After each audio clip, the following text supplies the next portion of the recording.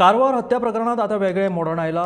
हणकोण कारवारचे व्यावसायिक विनायक नायक हांच्या हत्या प्रकरणात हात आशिल्ल्याचो दुबाव आशिल्ल्या गुरुप्रसाद राणेची कूड मांडवी न्हंयेत बेती वाटेन सापडली।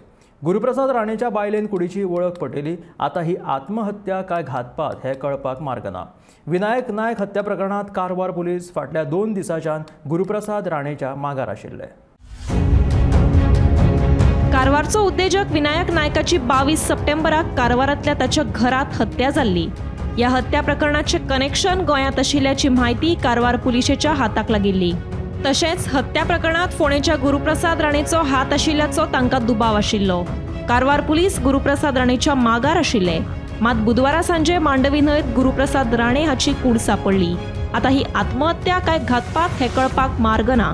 पुलीस या प्रकरणाचो खोलायेन तपास करतात।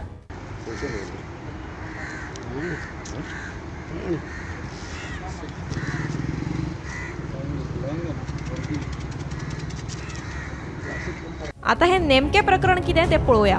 पुलीस सुत्रांकडल्यान मेळिल्ल्या म्हायती प्रमाण गुरुप्रसाद राणेची बायल केंद्रीय कर्मचारी। ती पुण्याक कामाक आसताली थंय तिची कारवारचो उद्योजक विनायक नायका कडेन वळख जाली।